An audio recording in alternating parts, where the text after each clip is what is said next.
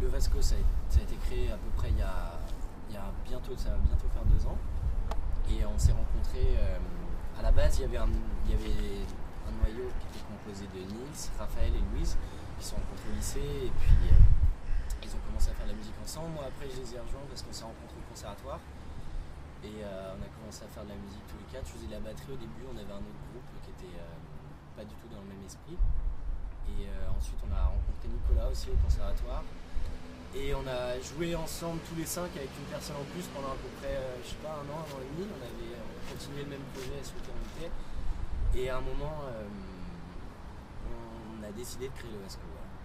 Baptiste, Nicolas, moi, Nils et Raphaël qui jouent des machines étaient tous les 4 au conservatoire donc en jazz. On avait la même formation, on était sur la même promotion quoi. Et Louise pendant ce temps-là faisait des études de théâtre à Nières. Et la même année, en fait, on a été confrontés tous les 5 à différentes réflexions. Nous, on a suivi un cours en fait de musique improvisée, ouais, musique non idiomatique. Avec un professeur qui s'appelle Marc Baron, qui est maintenant un ami, avec qui nous a amené à beaucoup questionner la musique en tant qu'art en fait, sous plein de formes.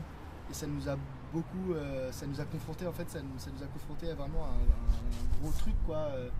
Qui nous a vraiment changé notre manière de percevoir la musique et la manière d'agencer des sons. Et en fait, le batteur avec qui on était, lui, était pas trop dans la même dynamique. Donc ce qui faisait qu'il y avait vraiment 2 groupes. Il y avait lui qui voulait aller quelque part et nous qui voulions à 5 aller autre part. Donc on s'est dit, en gros, on s'est séparé de lui et on a vraiment commencé le Vasco à partir de ce moment-là.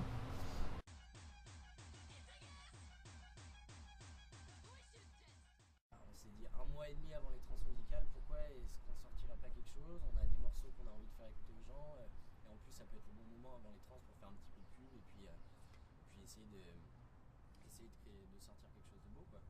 Et du coup on s'est mis un gros coup de boost 1 mois et demi avant. On avait commencé un petit peu à enregistrer avant les choses, mais pendant 1 mois et demi c'était c'était bien intense et on a tout fait en fait. Et aussi le fait qu'on voulait repartir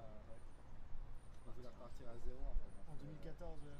C'est ça, il y avait 2014, nouvelle année aussi. Parce que c'était avec les trans, en fait, les trans c'était un peu le point culminant de 2013 et du coup on voulait après ça repartir à zéro et repartir sur une nouvelle période de compo et du coup on s'est dit c'est le moment de sortir quoi. Là c'est le grand rendez-vous, allons-y, fonçons. On s'est donné 1 mois pour tout faire et voilà quoi, ça a été des grands défis. Puis justement le fait que ça ait mis 1 mois pour tout faire, c'était bien la représentation de ce qu'on voulait faire, c'est-à-dire que c'était vraiment des morceaux qui représentaient bien l'année 2013, tant dans la manière d'être composé que dans ce que ça exprimait, même dans les paroles ou dans les ambiances. Et on s'est dit que souvent justement, on a eu l'impression qu'un album, enfin pas un album mais un physique quoi, d'un groupe, c'est comme une photographie à un moment donné, quoi, un tableau figé à un moment quoi, et que c'était le moment de sortir un tableau de notre truc.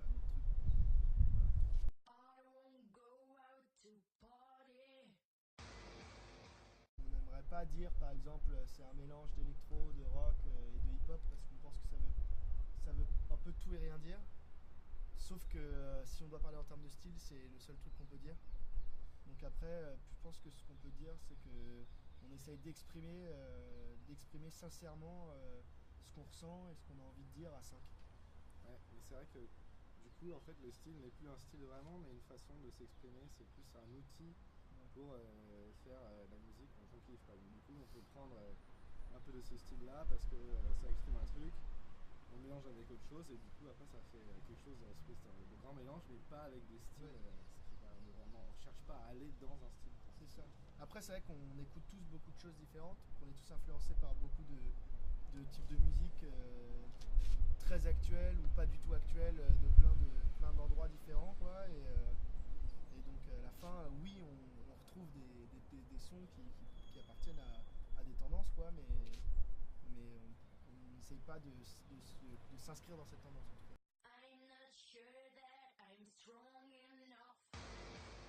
Mais je pense que c'est surtout la rencontre aussi des gens qu'on a rencontrés, mais aussi nous 5, on discute beaucoup, on discute énormément, on discute peut-être des fois même trop de ce qu'on fait, mais on discute beaucoup, quoi. Et c'est ces discussions qui ont abreuvé le groupe depuis le début et qui ont permis de réfléchir à ce qu'on fait, quoi.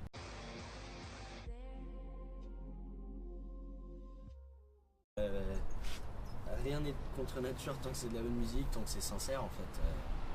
Après, chacun fait ce qu'il veut, je pense qu'on ne peut pas dire non, il n'y a pas de règles quoi, dans la musique. On a vu des choses très bien qui mariaient les classiques et la musique électronique. On a aussi vu des trucs dégueulasses qui mariaient le swing et la musique électronique par exemple.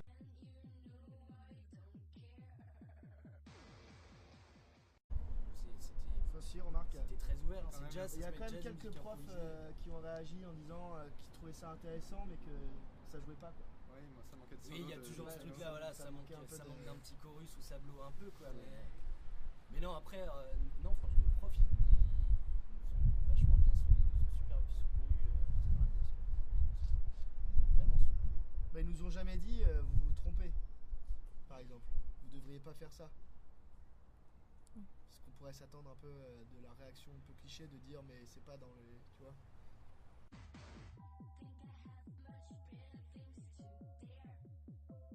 Moi j'écoute énormément de jazz, j'en joue peu mais j'en écoute énormément. J'écoute aussi beaucoup de musique électronique et particulièrement parce que je fais ça à côté aussi de techno, de garage, de house, des choses comme ça. J'écoute beaucoup de rock. Puis pas que dans les styles, dans les démarches aussi des groupes. Ça nous intéresse beaucoup aussi la démarche des groupes et le futur entre autres. Moi j'écoute en ce moment deux choses en fait. En fait j'ai pas une écoute de. J'écoute pas beaucoup de trucs différents. Depuis un an quand même. J'ai des grandes phases en fait où j'écoute un peu tout le temps les mêmes disques et en ce moment j'écoute Borodine, Prince Igor et Rimsky-Korsakov et des auteurs, enfin des compositeurs un peu de cette époque quoi, russes de la fin du Xe siècle et sinon là dernièrement je me suis remis, enfin j'avais déjà beaucoup écouté mais je me suis remis à un mec là qui s'appelle Dirty Beaches et c'est une espèce de mec qui fait du blues aujourd'hui mais c'est pas vraiment du blues, c'est très garage blues mais assez spécial avec beaucoup de samples et moi je trouve ça super justement parce que il y a la musique, la musique que je trouve c'est de la belle musique quoi, mais en plus il a une démarche qui est vraiment particulière, il voyage un peu à travers le monde, c'est vraiment un mec vraiment très intéressant je trouve.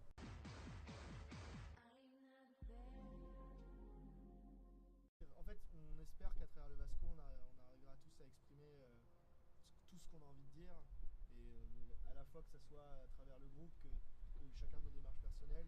Luce fait beaucoup de théâtre par exemple et là elle est en train de monter une pièce avec une amie à elle et une autre personne je crois et justement si à travers plus tard si on arrive à vraiment bien construire le projet, on arrive à pouvoir soutenir tous ces projets là que même ou soit tous collectivement ou soit individuellement on voudrait faire, ça serait vraiment l'idéal qu'on arrive à vivre de ça en faisant vraiment juste le fait de s'exprimer. Vivre décemment de